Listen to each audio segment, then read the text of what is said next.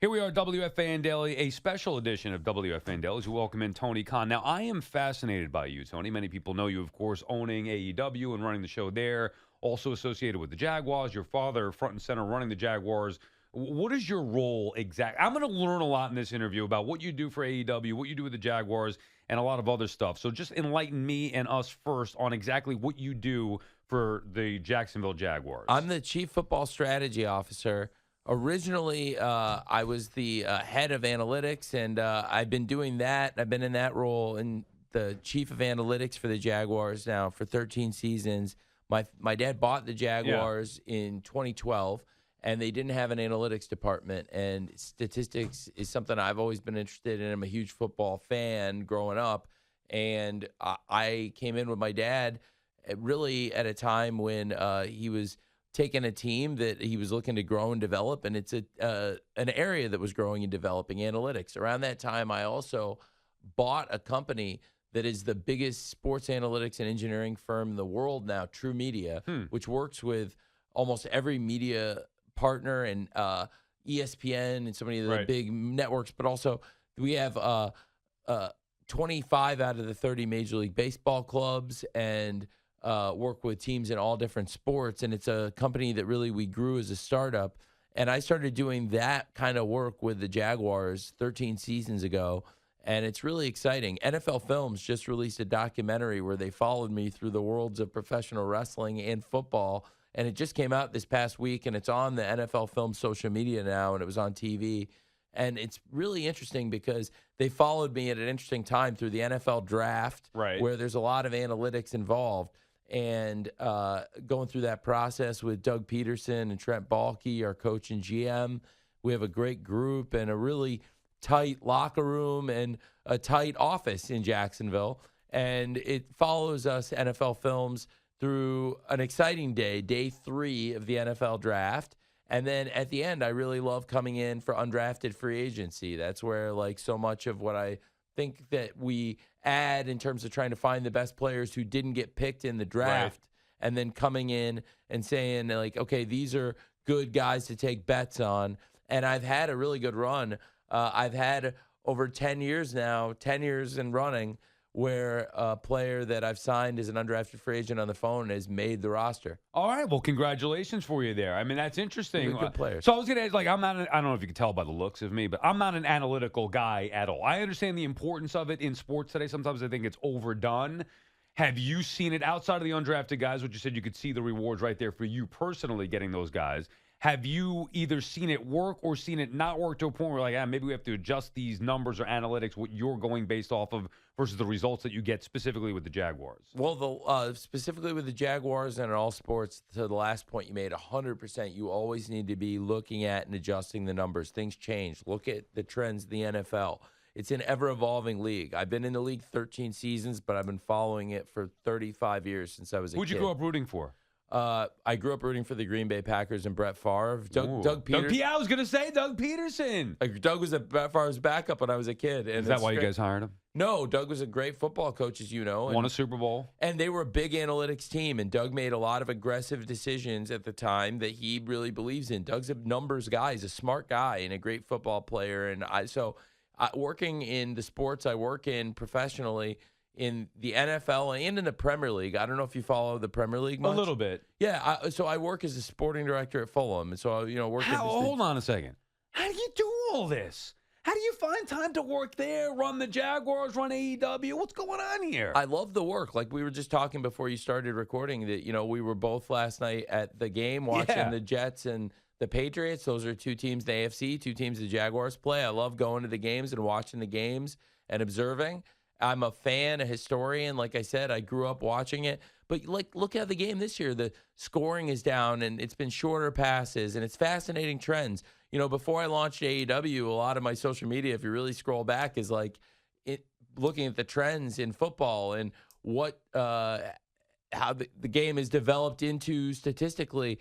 So I love the numbers of it all. Everything in football is numbers and stats. At some point, the scoring, the yards, the touchdown, how everything plays out, and even the plays and the type of plays. Football, and I mean real football. I agree, because I do agree with you that fundamentally there is a language gap between a lot of statisticians and football coaches. Right. Yeah. Don't they hate each other? No, not necessarily. You can be like on the same page. Like if you get in and you're a statistics person that also really does understand football and understands gaps and like, putting a linebacker mugged in a gap and like, not necessarily understands and can't coach, but can at least talk about football. All right, well, help me understand this part of analytics, and then we'll get into the wrestling stuff, or really whatever else you want to talk about. This is just a fun conversation for me here.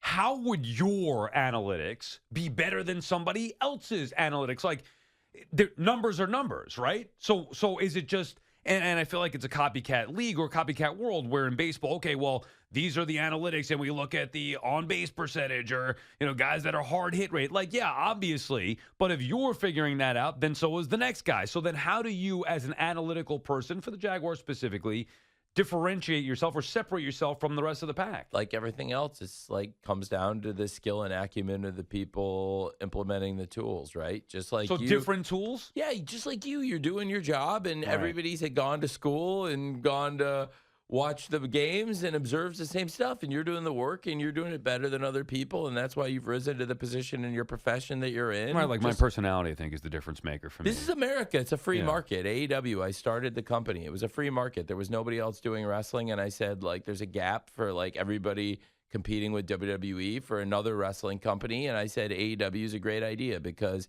this is a huge market with billions of dollars that's being spent right now. And I think I can present wrestling, and we can launch a company together with TBS and TNT and launch and bring wrestling back where we're on every Wednesdays on TBS, coming back here to New York for AEW Grand Slam next week at Arthur Ashe Stadium. And every Saturday on TNT with Collision. We got Fridays and Saturdays, TNT. And really having TBS and TNT behind it from the beginning, it was an exciting, ambitious project, but again, it was analytics driven because I knew the numbers, and I said, this is a market where there's a real opportunity because I think with an investment, we can build a company that the fans will really get behind. And I love wrestling just like I love football, and there's acumen involved to it. Has it been financially successful? Again, I don't know.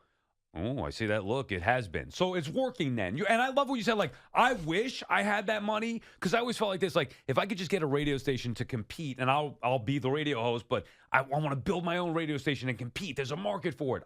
Unfortunately, I didn't have the money to do that. And I'm very happy being at WFAN. But you had the money to say, you know what? I'm going to go at that company and take a run and compete. So even though maybe, and I don't know, you could explain the ratings to me where you guys are at versus where WWE is, but there was a market for it, and you're saying you're surviving and doing very well. You're 5 right now with AEW? Yeah, this is coming up on our 5-year anniversary. We're on every Wednesday on TBS, and the 5-year anniversary is in 2 weeks. We've got Arthur Ashe Stadium this coming Wednesday, which is Grand Slam, which is the biggest show of the year, AEW Grand Slam. Yeah. The U.S. Open is a cultural, iconic event here in the city of New York. Is that what made you want to run in there? Yes. Because you guys are the first to do it, right? Yes, and it was like really setting a footprint because, for us, we're a startup company. We are the biggest challenger brand in sports, like the biggest second league to start up in a sport since the AFL. And look at what, became of that. Now, I'm not necessarily looking to create – it would be great to create something that is the greatest media property in the world. That's what the NFL is, and that's what became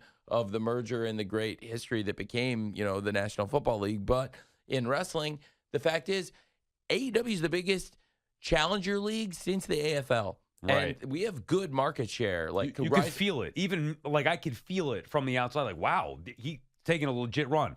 How long realistically does it take? Is it a 6-year thing? Is it a 10-year thing? Like, how long does it take to potentially dethrone or get to that level? It's just being a competitive, right? I mean, like the Big Ten and the SEC.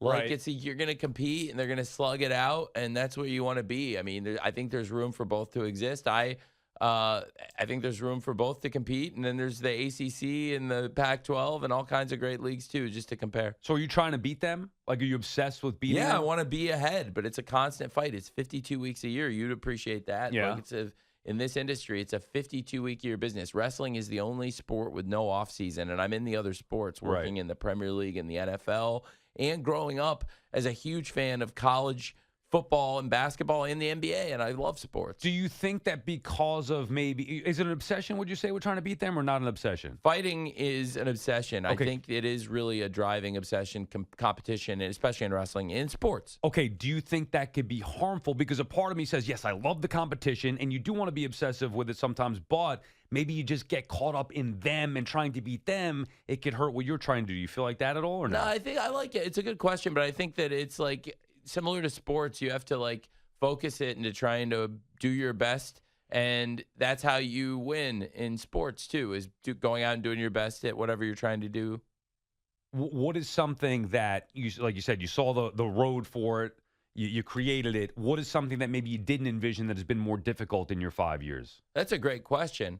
Well, I'm not too bad at this. Cable has changed, and we've grown our share, which is really exciting as the cable has changed since we launched. And that's where I'm excited about what we're working on, because the company has changed. You know, when we started, it was a totally different TBS and TNT. Over 5 years, the company has completely transformed. Warner Brothers Discovery has really built a giant, and I really have a great relationship, and I'm very appreciative to David Zasloff and what he's built at Warner Brothers Discovery. It's been great for us. And we came into this, I didn't know him, and they were not the partners. And after the merger, because AEW had been really successful, we're one of the companies they've really gotten behind and built and grown with. And I think that it's awesome for us because as cable has changed, there's a lot of exciting possibilities also in streaming. So we've grown. Because they're on Max now, right? Well, we're not completely, not our stuff is not really on Max yet. Oh, okay. I was getting some info, and they said maybe in France. Is that possible? In France, that's right. Okay, Yeah. and then here, so is the plan eventually to have like pay-per-views on Max, or? Well, the plan is to, I think, do a lot of things potentially with Max, and that could involve a variety of things. But we have the shows on TBS and TNT, Right. and that's how they're available now. But I think there's, as far as the, Dynamite, Collision, Rampage, pay-per-views, everything's on the table. And I am really excited to have TBS and TNT as the partner for all the great things we do. And I think for the pay-per-views, for sure, we've had great conversations about streaming. We've been doing it on Bleacher Report, but they're sunsetting Bleacher Report. From now on, we're going to be doing our pay-per-views on other apps. So people that have been Cool. buying them on Bleacher Report for now, cable, satellite, but also PPV.com, YouTube. There's a bunch of great places offering. If you look on streaming, Triller, Fight TV, you can get the pay-per-views other places for now, but we're working on some exciting announcements about where to get those and what's to come with Max. But I've said it before, and I'll say it again. I can promise you, I'm 100% confident that you're going to have AEW on TBS and TNT for a long time to come. And for the wrestling fans, and there's millions of them all over America, that's a big thing because wrestling's been a thing on TBS and TNT for many decades. And really, the history of wrestling on TBS goes back to the 1970s. It's one of the original programs. And that's why, like, when it had gone away for 2 decades, it meant a lot to me to revive it.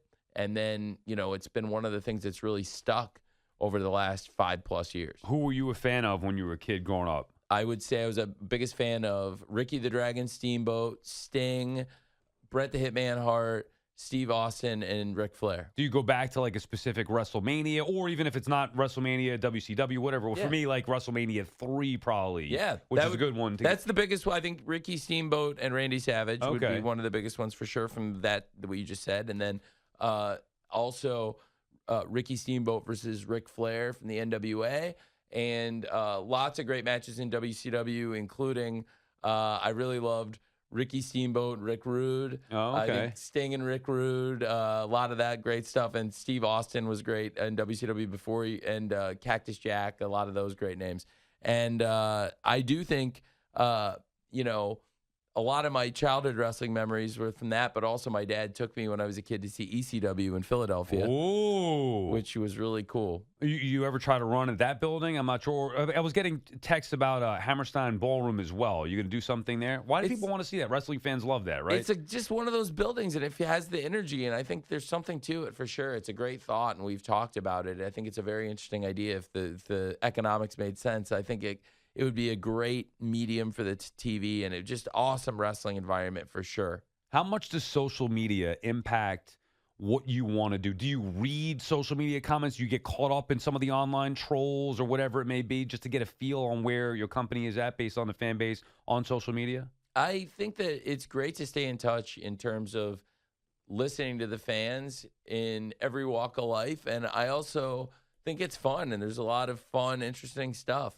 And the positives of it definitely outweigh anything else. And I really love staying in touch with what the fans think. And that I think drives a lot of positive thinking. And it's amazing, like I said, just talking about football, even setting aside the AEW wrestling and just talking about the football side of it. Over 35 years of my life watching football and watching how some of it has changed in the presentation, but so much of it is exactly the same.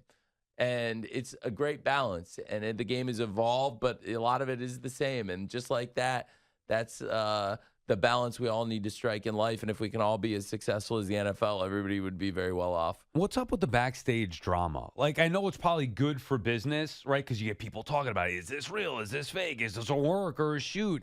I got the sense, again, from afar, I'm not locked into it, maybe like the most diehard fans, but maybe you didn't want to touch certain things and kind of stay away from that. Where are you at with the backstage drama? Whether it was stuff with Rhodes when he left, or was it CM Punk was there and being kind of a jerk, I guess, with the Young Bucks and their issue, all that nonsense. Where do you stand with that? I think that it's important to remember that every situation is its own unique thing, and that's true in sports. And teams change, relationships change. I've had a lot of great relationships with wrestlers and players in sports that have changed.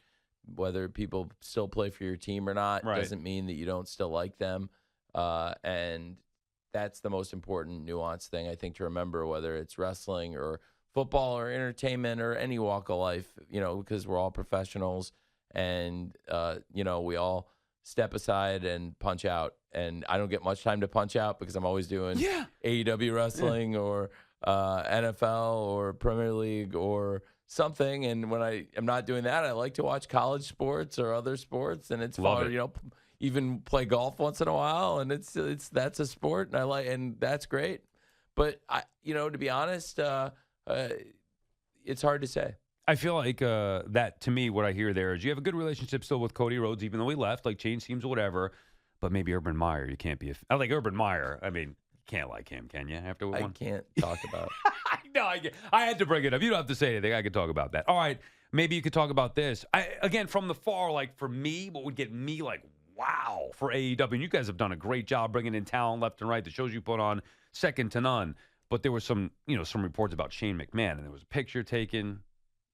Where are you stand with that? Like, if you ever got him, well, I had never met him, and I was in Dallas, and we were both in Dallas, and a mutual friend who's a great person thought we should visit, and I thought that'd be nice because I've never met him, and we were doing this great residency. Next year we're doing AEW All In Wembley Stadium. After a great run, we're taking it and moving it for 1 year to Texas. So it won't be in New York, right, that year, the Grand Slam? No, I'm sorry. We're All In. Okay. We're doing All In. We're doing All In. In last year we did All In. Wembley Stadium set the world record, for those who don't know, for wrestling ticket sales. 81,035 tickets. Wow. At Wembley Stadium. The all-time record for ticket sales, beat every other wrestling show ever. And that brand is coming to America, and it's going to be massive. And next year we're doing the show Globe Life Field in Arlington, where the Texas Rangers play. Yep. It's going to be great. And then we're going back to London the next year after a great run there. But it's great to bring that. We're going to keep having great shows in New York, Grand Slam. Absolutely, I want to keep here. We have a great thing going with the Arthur Ashe Stadium. I want to keep that relationship. We're also going to do Grand Slam in Australia, which we just put on sale. That's what I got confused with right there. Okay, so the way it was asked to me here, does the Grand Slam in Australia mean that you're taking a year off from the Grand Slam in New York? I want to still do Grand Slam New York. Our Grand Slam Australia is earlier in the year. If you look Grand Slam Australia, they may have given you the note. It's earlier in the year. It's in the Q1. It's like February. Okay. Also, what metrics do you care about beyond the Nielsen ratings? Ratings could be weird. Are there any other metrics that you care about beyond just the ratings? YouTube views, or what are we looking at now? Because it's not just the ratings anymore. I know the ratings do matter, but other stuff as well. Well, I think there's lots of ways to look at it. There's tons of great metrics for us, and our share has grown. Like I said, cable's changing, and that's where it's exciting. There's Right. lots of ways to present the show and lots of exciting mediums. It's evolving and a whole untapped potential in the world of streaming, I think, for AEW. And we do the best pay-per-views. You know, I gave this stat, which is really impressive. AEW, we have the biggest spend among our consumer. It shows how valuable the AEW demo is and how loyal the audience is. We present the best pay-per-views, and we've had this run this year. Probably the best year ever, I think, in terms of pay-per-view for AEW, personally for me, has been this year. And if you look at AEW Revolution, AEW All In, All Out, that is, I believe, our best 3 pay-per-views possibly ever, and all in 1 year. And we built something really special. We're coming up on the Grand Slam show on Wednesday on TBS here in New York. It's going to be a great show. It's at the Arthur Ashe Stadium. It goes live on TBS at 8 p.m., but the show starts earlier at 7:30. It goes live on TBS 8 p.m. We have a huge night planned. It's a great tradition we built here in New York that I want to keep, and we started it there. Like I said, when you get a chance to run Arthur Ashe Stadium right after the U.S. Open, there's magic in that place, and we have a great thing going with them. Tickets are available at AEWTix.com. A couple more for you, and we do appreciate your time, Tony. Have you found it more beneficial to develop your own talent or go get the big star name to bring in? Well, it's a great question. I think it's a balance like everything else, Yep. like in sports, right? I think with a sports team, it's the same way. You want to develop talent from within, but you also need to be active in free agency. And when opportunities come up, you need to balance. And, you know, it's how you balance the allocation of resources. And how do you allocate the resource among homegrown talent and veterans? And like everything else, like we said, it comes down to acumen, decision-making, and balance, and trying to find who's the best people. And I think it's evident with the quality of the wrestlers in AEW when we say AEW is where the best wrestle, that it's the truth. How do you like being famous? I love wrestling, and I like being, if you had to be famous for something, being famous for football and wrestling are great things. Here's what I I want to ask you. How challenging is it? Because like the higher up you become and the more famous you are, the more people you meet, right? Yeah. How do you maintain friendships with everybody? Your phone must be going nuts with the group chats and people that you used to work with, people that you do work with, people that you meet friends with. You must have so many friends. It must be annoying. No, it's great. I think a lot of the people like that you're describing that I become really good friends with are also really busy, and everybody finds it really tough as it is, don't we all, to balance work and life? Yeah. And so when you do get time to see your friends, you're like ships passing in the night as we all get older and work more, and you have to like stop and smell the roses. And so when your paths cross and when you do get to enjoy it, that's one of life's great pleasures for all of us. So whether it's AEW wrestling or NFL with the Jaguars or at Fulham with the Premier League when I go to London or everywhere, because I've being at Fulham, whether I'm in London or not, it's 24/7, a huge part of my life. I think that that's one of those things that I have different relationships with people across all walks of life. You know, like you said, some celebrities, people that are interesting people. And I love staying in touch with different people. I have different friendships. Some are really close. And when you see each other, it's great. But we're all busy. And especially for wrestling, like I said, there's no time off. So I'm on the road year round. And that means, like, you know, you don't see everybody every day. Yeah. I mean, I'm trying to explain this to my wife. You know, because I was at the Jet game, and I'm going to the Met game tonight, and I get a little golf on Saturday, football Sunday. It's like, honey, I'll see you and our daughter. I'll see you guys next week, maybe. I don't know. Ships passing in the night. Yeah. It's hard. And, of course, you're much busier than I am. I don't know how you do it. Football, Premier League, AEW. I mean, I respect the hustle. Thank you. And best of luck, of course. All right, so you said it, AEW Grand Slam. It's All Elite Wrestling returning to New York City next Wednesday. Arthur Ashe Stadium in Queens. Tickets available, AEWTix.com. Tony, thank you so much. It was a pleasure getting to talk to you. Thank you for having me on. It was really a great pleasure to talk to you. I appreciate you having me here, and this was a lot of fun. Thanks. Yeah, we'll do it again. That'd be great. I'd enjoy that. Thank you, Tony.